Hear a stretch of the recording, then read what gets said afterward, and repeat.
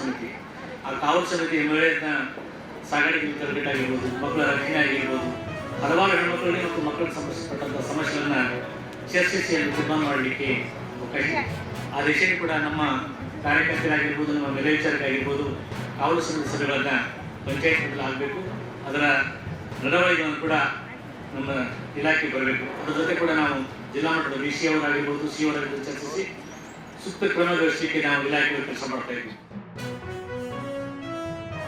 ಭಾರತ ಅನ್ನೋ ವಿಷಯವನ್ನು ಅಂದರೆ ನಾವು ಗ್ರಾಮೀಣ ಪ್ರದೇಶದಲ್ಲಿ ಹಾಗೂ ನಗರ ಪ್ರದೇಶದಲ್ಲಿಯೂ ಕೂಡ ಬಾಲ್ಯ ವಿವಾಹಗಳನ್ನು ತಡೆಗಟ್ಟುವ ನಿಟ್ಟಿನಲ್ಲಿ ಎಲ್ಲ ನಮ್ಮ ಇಲಾಖೆ ಹಾಗೂ ನಮ್ಮ ಲೈನ್ ಡಿಪಾರ್ಟ್ಮೆಂಟ್ಸ್ಗಳು ಕೂಡ ಈ ಒಂದು ಬಾಲ್ಯ ವಿವಾಹ ತಡೆಗಟ್ಟುವಲ್ಲಿ ನಾವು ಕೆಲಸವನ್ನು ನಿರ್ವಹಿಸ್ತಾ ಇದ್ದೀವಿ. ಹಾಗೆ ಜನರಿಗೆ ಈ ಕುರಿತು ಬಾಲ್ಯ ವಿವಾಹವನ್ನು ತಡೆಗಟ್ಟುವ ನಿಟ್ಟಿನಲ್ಲಿ ಒಂದು ಜಾಗೃತಿಯನ್ನು ಮೂಡಿಸುವ ಸಂಬಂಧ ಈ ಒಂದು ಕಾರ್ಯಕ್ರಮ ಇಂಡಿ ನಗರದಲ್ಲಿ ಇವತ್ತು ಯಶಸ್ವಿ ಆಯಿತು ಅಂತ ಹೇಳಲಿಕ್ಕೆ ಇಷ್ಟಪಡ್ತೀನಿ.